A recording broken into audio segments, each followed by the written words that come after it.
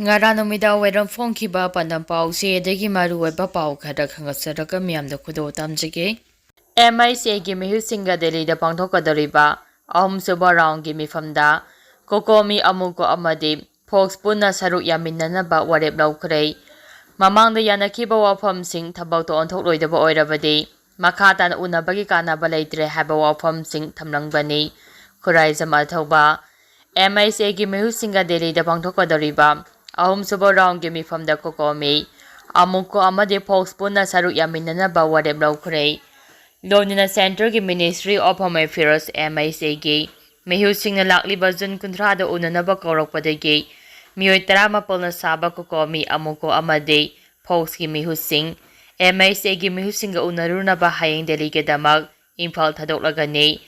ngashi Manipur Press Club te hiram asiga mai lenana amuko kokomi amadi Fox ki mihu singa puna pangthokpa pau gi mifam amada kokomi ki kambena khuraijam athaupa na hai lakliba Jun 30 de MIC unanaba warep asinga si hotel Imphal de lup ahum asina apunba mifam ama pangthoklaba matungda lawrakpani ngasi phawbada sahi ani helaba irang asi phagalapagi mami tadri irang asigi waroisin ama purakpagi phibam leitabana lup ahum asina punna chatuna MIC gi official sing unaduna sab manaba demand sing adu thamlunaba amadi Manipur miyam gi apambagi matung inna khongthang asi paikhalakpani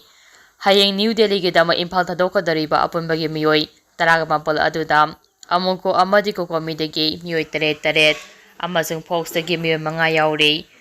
mamang thakta lupsing asina MIC ga unaruba matamda thamkhiba demand-sing adu handaksu apunbagi oina miyamna pamnariba demand-sing amata oina thamduna daksinggani lonina miyamna matam kayagi mamangdagi pamnaduna lakliba lupsing punsinduna amata oina chaminaba haiba wafam adu handaki khongthang asida miyamgi apambagi manungchanna mamangda MIC ga unaruba aduda thamkhiba wafamsing adu amuk hana daksinggani haiki lonina mamangda MIC ga yanaba purakharaba wafamsing ngashi phawba thabak to onthopagi mami tadriba asina maram oiduna handa unaba asidadi yanakharaba wafamsing thabak to onthok loidaba oirabadi makha tana unabagi kanaba leitre haba wafamsing thamgani madugi matungdadi Manipur miyamgi yaifanaba amadi kari phirep laugani haba adu lup ahum asina punchinduna warep lauminagani hanasu mahakna phongdokhi makha tarapa pauda naganupi ama yauna winger driver phurubagi wathok yasinakhre tha asigi kunga tarukta urkhul semba winger amagi driver amadi naganupi amabu kuki singna moiko chepu khulma pada phokhiba wathoki matangda nakal anigi marakta yasinaba purakhre Litan Police Station ngasi return area gi kuki village chief sing amadi tangkulu singba sing punna phaminaduna thaudo adugi matangda condition kharada yasinaba purakhibani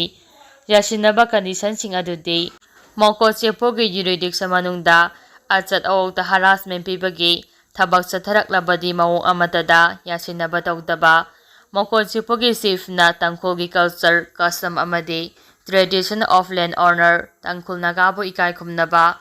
moko chepogi chief na pungni phunipan ge manungda moko chepogi yumasing amasung village sangi detail tangkul naga longda sinaba lonina July ama phawbagi manungda Jun 13 ki thaudokta sokiba victim singda compensation oine lupa lakh 5 piba haiba condition sing asini Jun 13 ki thaudok adu thoankiba elumin joy apopa el ngamjang bingaminglung apopa le lunsay amasung elun haw apopa el hamlambuk ngasi yasinaba aduda saruk yakhiba nakal animak na condemn tawkhi makha tarakpa pawda Mizoramda thokliba criminal case singi chada yankhaidi refugee singani phongdokhraba matung Myanmar amasung Bangladesh national singi biometric lawba hawragani Mizoram CM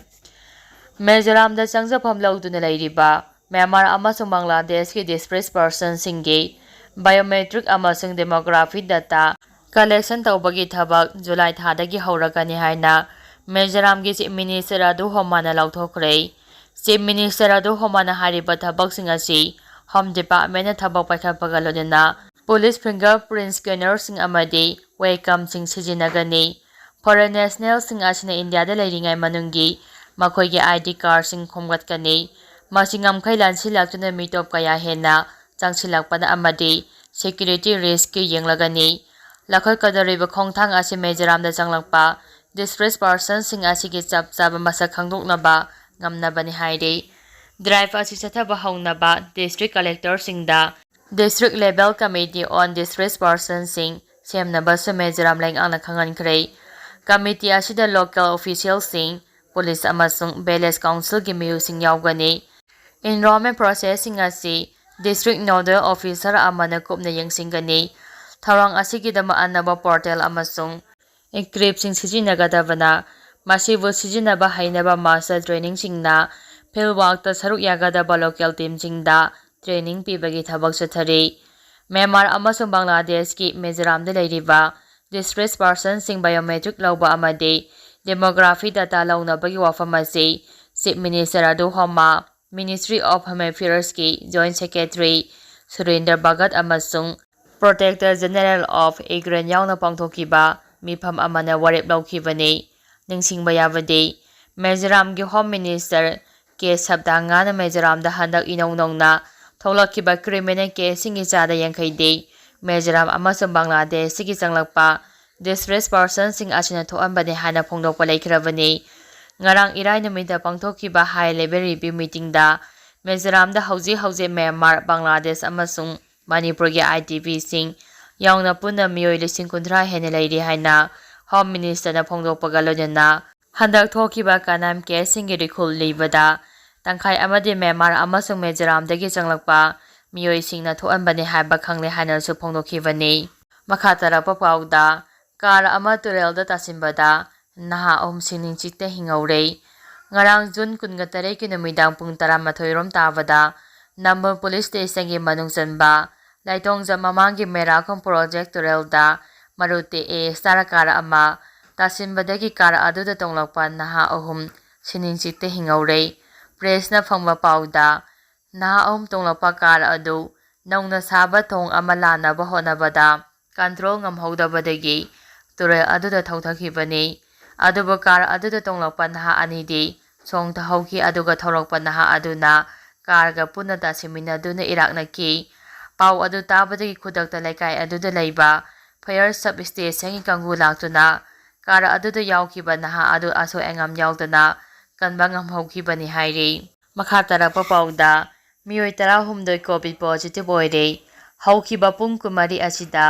State asida miyoi 13 nongna COVID positive oikibaga lojana Manipur apunba COVID positive case punna 113 sukhrei lenga ki report amagi matung inna nongna positive oirabasing adude Imphal West da miyoi 10 Imphal East Bisnupur amade Thabal dagi miyoi amamamne haukiba pung kumari asida laichat asidagi faduna miyoi 13 discharge taukibaga lojana hauji phawpada miyoi 112 discharge taukrei hauji active case miyoi 112 leire